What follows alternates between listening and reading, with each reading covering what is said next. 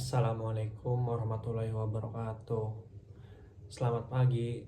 Perkenalkan, nama saya Jeffrey Setiawan dengan nomor induk mahasiswa 2488201020 dari Prodi Pendidikan Bahasa dan Sastra Indonesia tahun akademik 2024-2025. Di sini saya akan menjelaskan tentang mata kuliah menyimak dan memirsa dengan materi aneka kendala dan perilaku menyimak dengan dosen pengampu Bapak Unes MPD.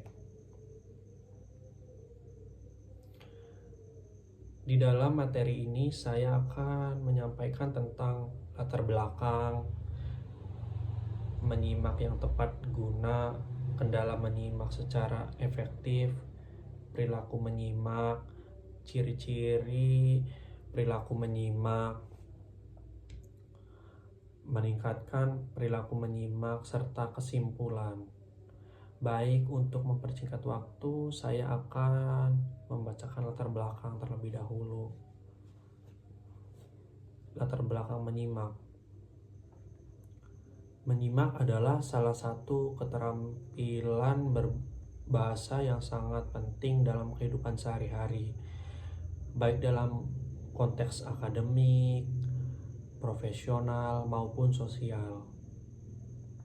Kemampuan menyimak yang baik memungkinkan seseorang memahami informasi dengan lebih efektif, meningkatkan komunikasi, dan memperdalam pemahaman terhadap suatu topik.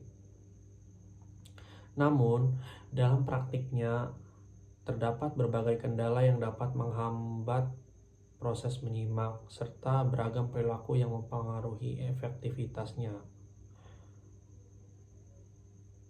Nah, yang pertama yaitu menyimak yang tepat guna.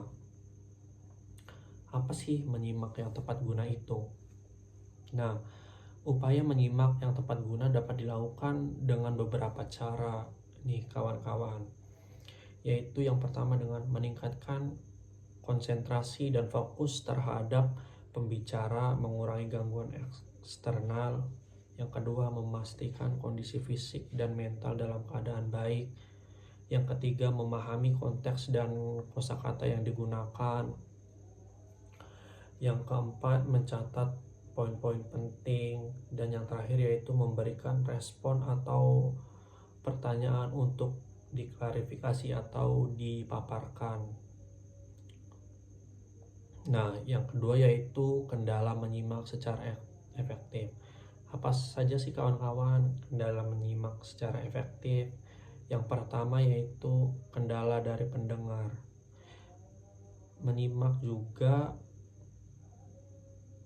harus benar-benar kayak pendengarannya itu harus konsentrasi, tidak boleh ada suara bising dari luar supaya kita fokus. Yang kedua yaitu kendala dari pembicara. Seperti saya ini pembicara juga harus memiliki kosakata yang baik,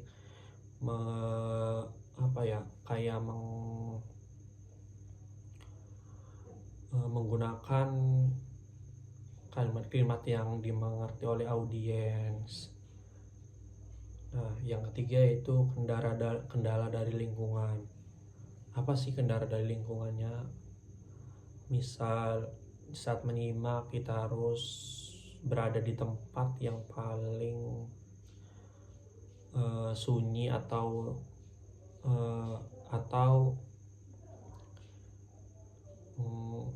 tidak banyak keramaian gitu, tidak di pasar ya, lain sebagainya begitu. Yang keempat yaitu kendala dari pesan yang disampaikan.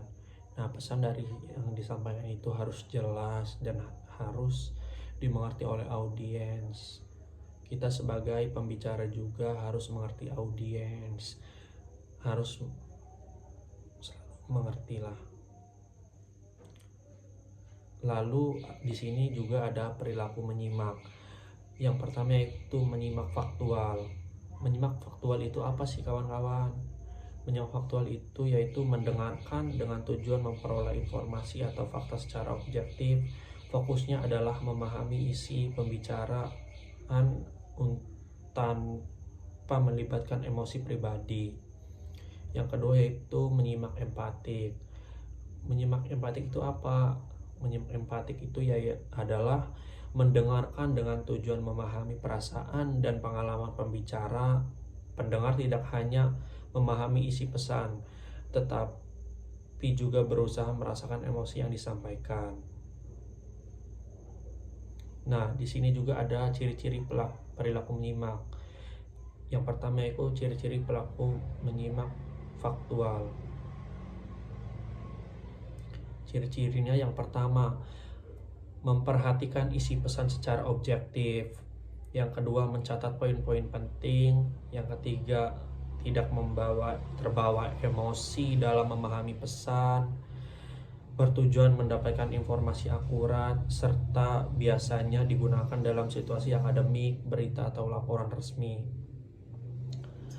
Yang kedua yaitu menyimak empatik. Di dalamnya mempunyai ciri-ciri. Yang pertama, memberikan perhatian penuh pada pembicara, menggunakan bahasa tubuh yang menunjukkan empati, lalu tidak menghakimi atau langsung memberikan solusi, memvalidasi perasaan pembicara dengan respon yang mendukung, serta bertujuan memberikan dukungan.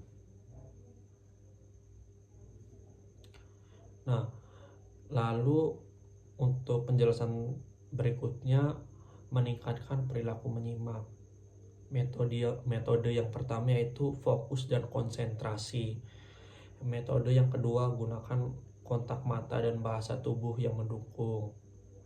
Yang ketiga, jangan menyela atau terburu-buru memberikan tanggapan.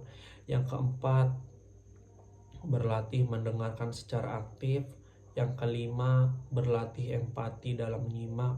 Yang keenam, biasakan mencatat poin penting. Nah, itu saja mungkin yang dapat saya sampaikan. Lalu dapat ditarik kesimpulan sebagai berikut. Menyimak adalah keterampilan penting dalam komunikasi yang bisa bersifat faktual dan empatik. Namun, proses ini sering terhambat oleh gangguan dari pendengar, pembicara, lingkungan, atau pesan itu sendiri. Untuk menyimak efektif diperlukan fokus, menghindari prasangka, dan menerapkan teknik mendengarkan aktif serta empatik.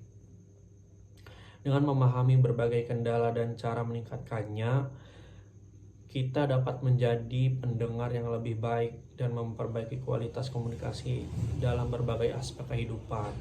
Nah, mungkin itu saja materi yang dapat saya sampaikan. Kurang dan kurangnya mohon maaf karena saya juga masih dalam tahap pembelajaran kawan-kawan. Oke, baik. Mungkin itu saja yang dapat saya sampaikan. Terima kasih. Wassalamualaikum warahmatullahi wabarakatuh.